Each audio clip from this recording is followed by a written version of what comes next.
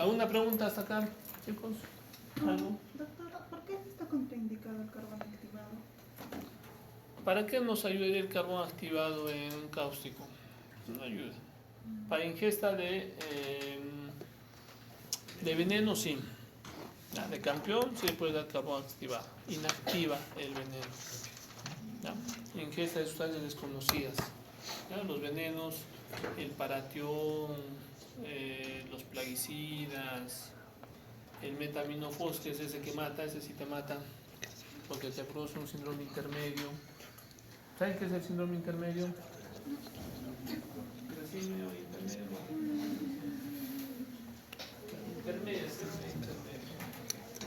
El síndrome intermedio es cuando hay algunos venenos que los pacientes ingieren, pero que también se van hacia la parte de la capa del cerebro cutáneo. Y ahí se va acumulando. Entonces, una parte empieza a circular por la sangre, produciendo todos los efectos muscarínicos. Entonces, y tú actúas frente a eso. Le das su atropina, empieza a mejorar, empieza a eliminarse el veneno, etc. Y al segundo o tercer día, ese veneno que se ha acumulado en el tejido cerebral cutáneo se desprende otra vez. Y muchos de los pacientes se mueren por eso. Anteriormente les hacías lavado, estaba mejor un día, estaba comiendo, estaba respirando, estaba tranquilo, 2 días le dan de alta. Y el tercer día venía muerto, porque se había activado y otro de los efectos del veneno empezaban a bajar. Y le producía pues celorea, secreciones y lo que. ¿Por qué se muere el paciente en su gran mayoría? Porque le produce un paro respiratorio. Y les producían paros respiratorios en su casa o en su comunidad y llegaban a muertos. Entonces, ese hecho de que tenga un efecto inicial, una mejoría aparente y después otro efecto similar al inicial, es un síndrome intermedio. Y hay uno que es el metaminofos, pregunta de examen de veneno. ¿Cuál es el que mata? El metaminofos. Ese que mata se llama. Ese que mata es metaminofos. ¿Alguna otra pregunta? Por eso no se da el carbón activado. El carbón activado sí ayuda a inactivar los venenos, pero no los álcalis ni los ácidos. ¿Una pregunta? O sea, es totalmente contraindicado hacer lavado. Totalmente contraindicado. ¿Cómo evitan que se mueran ustedes? O sea, si es algo, o sea, si vienen pacientes que están ya líquidos. Que se muera, bueno, hay que ver cómo viene, ¿no? Si el paciente viene inestable, hay que compensar primero, hay que ver que no tenga secuelas. ¿Por qué el paciente se muere? Porque ha hecho una perforación mediastinal, hace una mediastinitis, compromiso cardíaco, y se muere. Entonces, pero para eso no hay que, por eso le decíamos, o sea, si tiene enfisema, es porque se ha perforado por algún lado. Y muchas veces quieren que nosotros como gasto entremos para ver dónde está perforado. ¿Y eso qué implica? Exacerbar más el cuadro, aumentar más el cuadro.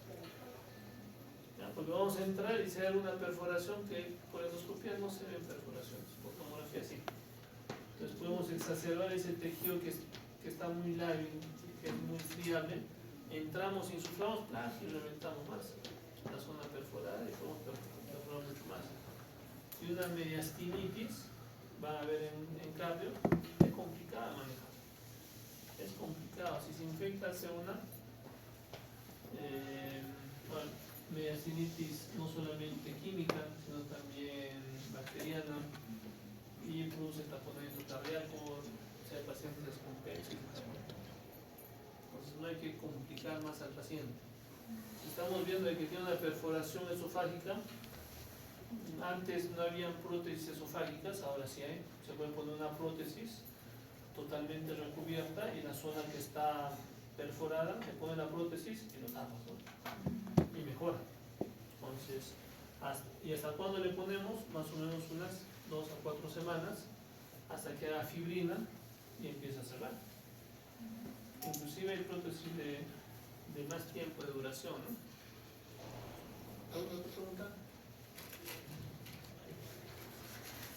¿Dónde está levantando tu mano? ¿Está bien? ¿Algo más?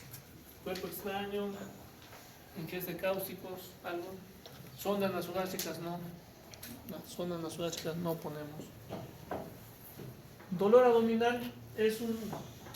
creo. A la posterioridad se utilizan inhibidores de la bomba de protones en estos pacientes. Se puede utilizar porque los pacientes empiezan a tener reflujos esofágicos y eso puede condicionar a mayor lesión en nivel esofágico. ¿Sí? Sí, los IVPs normalmente utilizamos. En algunos casos sucralfato también utilizamos cuando las lesiones no son muy severas. ¿Cómo se activa el sucralfato? A ver, ya que hemos hablado del sucralfato. A ver, lo de acá. ¿En qué dice su hermano? ¿Cómo se activa el sucralfato? ¿Ah? ¿Acá? ¿Qué opinan? ¿Alguna idea? ¿Por qué han visto ustedes? Que damos sucralfato, más omeprazol, que dan en gastritis, en reflujo. ¿Han visto? Que los pacientes den que los doctores dan sucralfato. Pero jarabito, si te dicen. Ha hecho fármaco han visto. ¿Qué dice tu tabla?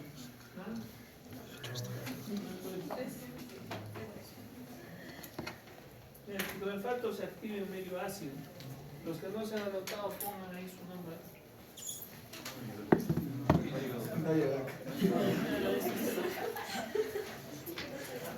El sucralfato se activa en medio ácido.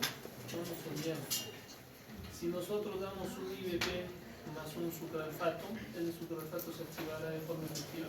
Entonces, y van a ver que muchas veces ponemos así. Se toma el omeprazol antes del desayuno y su sucralfato después del almuerzo, del desayuno, almuerzo, cena. No, o sea, ¿damos uno o damos el otro? El sucralfato se activa en medio ácido y tapiza la mucosa y cubre la mucosa. Y es el que no inflame más la mucosa. Pero el IVP hace que baje la acidez y inflame mucho la mucosa. Su acción es similar, pero su mecanismo de acción es diferente y su activación peor. Entonces no hay que dar omeprazol más sucralfato. ¿En quiénes utilizamos sucralfato? En pacientes que tienen lesiones más grandes, tumores, que el tubo ácido va a lesionar más y va a sangrar más. En tumores yo utilizo sucralfato. En gastritis y IVP, ¿no? Antes de sucralfato. Ya, antes de que terminemos, solamente vamos a hablar de dolor abdominal. En toda nuestra vida como médico vamos a encontrar dolor abdominal. Hasta su mamá, su abuelita, su papá, su enamorado, su enamorada, su hijo, su hija, el vecino, la tía. Todos van a venir hacia ustedes y decir, ¿sabes qué? Me duele. Entonces, la semiología del dolor abdominal es muy importante. Si nosotros no sabemos caracterizar bien el dolor abdominal, no vamos a saber diagnosticar bien frente a qué paciente estamos. Hay que ver desde cómo comienzan, cómo migran, dónde es lo que duele más, y para eso recordar la parte semiológica de los cuadrantes, ¿no? ¿Cuántos cuadrantes tenemos a nivel abdominal? 9 cuadrantes. Y en cada cuadrante hay un órgano. ¿Ya? En el hipocondrio derecho, ¿qué órganos están? El hígado, el otro hígado, la vesícula, ¿qué más? La cabeza de páncreas. ¿Cabeza de páncreas? No. ¿La cola de páncreas? Poco. Ya, el ángulo Cólico.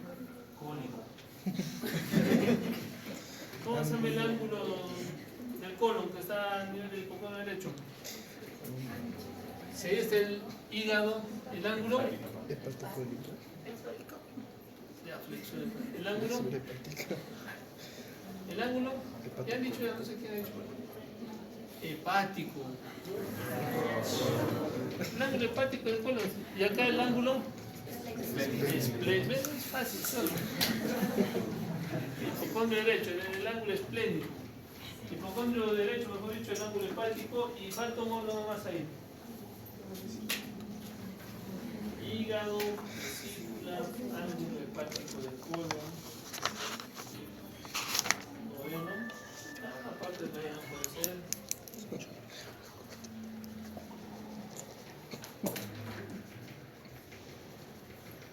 El riñón. El riñón derecho.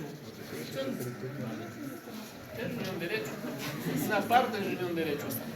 No todo el riñón. Casi todo el riñón izquierdo sí está en el hipocondrio izquierdo.